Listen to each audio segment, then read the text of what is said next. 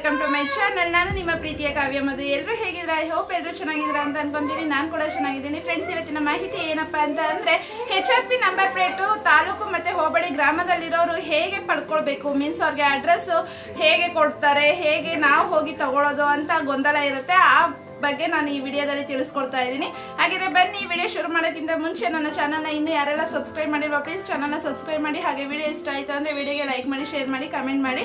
ಹಾಗಿದ್ರೆ ವಾಹನದ ಮುಂಭಾಗ ಹಿಂಭಾಗದಲ್ಲಿ ನಂಬರ್ ಪ್ಲೇಟ್ ಅಳವಡಿಸಿಕೊಳ್ಳಬೇಕಾದ್ರೆ ಡೀಲರ್ ಕೇಂದ್ರದಲ್ಲೇ ಅಳವಡಿಸಿಕೊಂಡು ಈ ವಾಹನದ ಫೋಟೋವನ್ನು ತೆಗೆದು ಆಪ್ನಲ್ಲಿ ಅಪ್ಲೋಡ್ ಮಾಡಬೇಕಾಗುತ್ತೆ. ಹಾಗಿದ್ರೆ HSRP ಹೊಸ ನಂಬರ್ ಪ್ಲೇಟ್ ಹಾಕಿಸಿಕೊಳ್ಳದ ಜನರಿಗೆ ಸರ್ಕಾರ ಗುಡ್ ನ್ಯೂಸ್ ಕೂಡ ನೀಡಿದ್ದಾರೆ. ಮೀನ್ಸ್ ಏನಪ್ಪಾ, 3 ತಿಂಗಳ ಕಾಲ ಹೆಚ್ಚುವರಿ ಕಾಲಾವಕಾಶವನ್ನ ನೀಡ್ತೀವಿ ಅಂತ ಘೋಷಣೆ ಮಾಡಿದೆ. ಆದ್ರೆ ಗ್ರಾಮೀಣ ಭಾಗದ ಜನರಿಗೆ ಶಾಕಿಂಗ್ ನ್ಯೂಸ್ ನೀಡಿದೆ. ಏನು ಅಂತ ಆ ಶಾಕಿಂಗ್ ನ್ಯೂಸ್ ಅಂತ ನೋಡೋಣ. HSRP ನಂಬರ್ ಪ್ಲೇಟ್ ಗಳನ್ನ ಪಡೆದುಕೊಳ್ಳಲು ವೆಬ್ಸೈಟ್ ಮೂಲಕ ನೀವು ಅಪ್ಲೈ ಮಾಡಬೇಕಾಗುತ್ತೆ. ಯಾರೇ ಆಗಲಿ ವೆಬ್ಸೈಟ್ ಮೂಲಕನೇ ಅಪ್ಲೈ ಮಾಡಬೇಕು. ಸುಪ್ರೀಂ ಕೋರ್ಟ್ ಸೂಚನೆ ಮೇರೆಗೆ HSRP ನಂಬರ್ ಪ್ಲೇಟ್ ಅಳವಡಿಸಲು ರಾಜ್ಯ ಸರ್ಕಾರ ಮುಂದಾಗಿದೆ. ಮೀನ್ಸ್ ಸುಪ್ರೀಂ ಕೋರ್ಟ್ ಅವರು ಆದೇಶನ ಹೊರಡಿಸಿದ್ದಾರೆ. HSRP ನಂಬರ್ ಪ್ಲೇಟ್ ಅನ್ನ ಹಾಕಿಸ್ಬೇಕು ಅಂತ. ಈಗಾಗಲೇ ದೇಶದ ಹಲವು ರಾಜ್ಯಗಳಲ್ಲಿ ಜಾರಿಯಾಗಿದ್ದು ನಮ್ಮಲ್ಲಿ 9% ಮಾತ್ರ ಸಾಧನೆ ಮಾಡಲಾಗಿದೆ. ಹಾಗಿದ್ರೆ ಫೆಬ್ರವರಿ 17ಕ್ಕೆ HSRP ನಂಬರ್ ಪ್ಲೇಟ್ ಅಳವಡಿಕೆ ಮಾಡಲು ಅಂತಿಮ ದಿನಾಂಕ ಮಾಡಲಾಗಿತ್ತು. ಆದ್ರೆ ಸಾರಿಗೆ ಸಚಿವರು ಈ ಅವಧಿಯನ್ನ ಮುಂದಿನ 3 ತಿಂಗಳವರೆಗೂ ವಿಸ್ತರಣೆ ಮಾಡಿದ್ದೇವೆ ಎಂದು ಘೋಷಣೆಯನ್ನ ನೀಡಿದ್ದಾರೆ. ಹಾಗಿದ್ರೆ ಹೊಸ HSRP ನಂಬರ್ ಪ್ಲೇಟ್ 300 ರಿಂದ 600 ರೂಪಾಯಿವರೆಗೂ ಸಿಗಲಿದೆ. ಆದ್ರೆ ನಂಬರ್ ಪ್ಲೇಟ್ ಅಳವಡಿಕೆಗೆ ಹೆಚ್ಚುವರಿ ಸಮಯ ನೀಡುವುದರಿಂದ ಸದ್ಯಕ್ಕೆ ಸರ್ವ ಸಮಸ್ಯೆ ಎದುರಾಗುವುದಿಲ್ಲ ಎನ್ನಲಾಗಿದೆ. ನಾನು ಇಲ್ಲೊಂದು ವೆಬ್ಸೈಟ್ ಕೊಡ್ತೀನಿ. ಆ ವೆಬ್ಸೈಟ್ಗೆ ಹೋಗ್ಬಿಟ್ಟು ನೀವು HSRP ನಂಬರ್ ಪ್ಲೇಟ್ ಅನ್ನ ಅಪ್ಲೈ ಮಾಡಬಹುದು ಅಂತ ಕೂಡ ಹೇಳ್ಬೋದು. ಹಾಗಿದ್ರೆ ನಂಬರ್ ಪ್ಲೇಟ್ಗೆ ಅಪ್ಲೈ ಮಾಡುವ ಸಂದರ್ಭದಲ್ಲಿ ಬೆಂಗಳೂರಿನಲ್ಲಿ ನಿಮಗೆ ಹತ್ತಿರ ಇರುವ ಡೀಲರ್ ಕೇಂದ್ರವನ್ನ ನೀವು ಆಯ್ಕೆ ಮಾಡ್ಕೋಬಹುದು.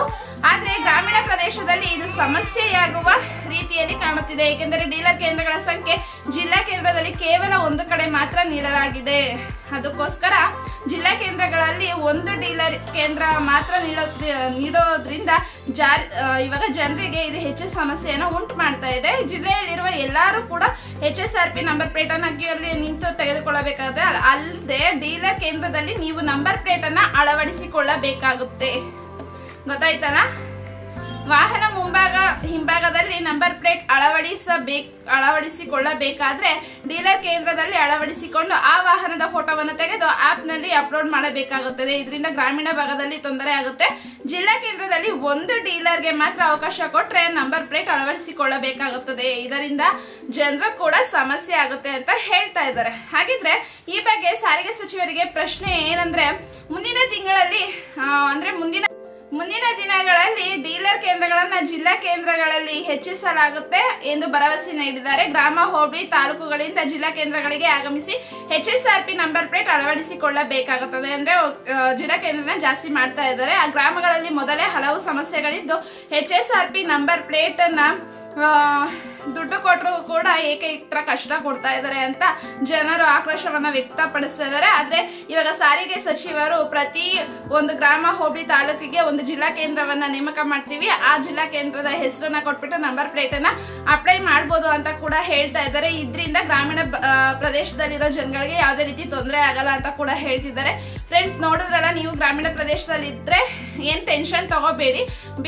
ಬಟ್ ಜಿಲ್ಲಾ ಕೇಂದ್ರಗಳನ್ನ ತಾಲೂಕು, ಗ್ರಾಮ, ಹೋಬಳಿಗಳಲ್ಲಿ ಮಾಡಬೇಕು ಅಂತ ಇದ್ದಾರೆ. ಅಲ್ಲಿ ಹೋಗಿ ನೀವು HSRP ನಂಬರ್ ಪ್ಲೇಟ್ ಅನ್ನ ಕಲೆಕ್ಟ್ ಮಾಡ್ಕೋಬಹುದು ಅಂತ ಈ ವಿಡಿಯೋ ಮೂಲಕ ತಿಳಿಸ್ತಾ ಇದ್ದೀನಿ. ಹಾಗಿದ್ರೆ ಈ ಮಾಹಿತಿ ನಿಮ್ಗೆ ಇಷ್ಟ ಆಗಿದೆ ಅಂತ ಅನ್ಕೊಂತೀನಿ. ಇಷ್ಟ ಆಗಿದ್ರೆ ಏನ್ ಮಾಡ್ಬೇಕು, ವಿಡಿಯೋಗೆ ಒಂದು ಲೈಕ್ ಮಾಡಿ, ನಿಮ್ ಫ್ರೆಂಡ್ಸ್ ಅಂಡ್ ಫ್ಯಾಮಿಲಿಗೆ ಶೇರ್ ಮಾಡಿ, ಹಾಗೆ ಕಮೆಂಟ್ ಮಾಡಿ. ನನ್ನ ಚಾನಲ್ನ ಸಬ್ಸ್ಕ್ರೈಬ್ ಮಾಡ್ಕೊಳ್ಳಿ. ಮತ್ತಷ್ಟು ವಿಡಿಯೋಗಾಗಿ, ಮಾಹಿತಿಗಾಗಿ ಪಕ್ಕದಲ್ಲಿರೋ ಬೆಲ್ ಐಕಾನ್ ಕ್ಲಿಕ್ ಮಾಡಿ ಆಲ್ ಸೆಲೆಕ್ಟ್ ಮಾಡಿ. ಮತ್ತೆ ಸಿಗ್ತೀನಿ ಮುಂದಿನ ವಿಡಿಯೋದಲ್ಲಿ. ಅಲ್ಲಿವರೆಗೂ ನೋಡ್ತಾ ಇರಿ ನನ್ನ ಚಾನಲ್ನ. Thanks for watching. Bye bye.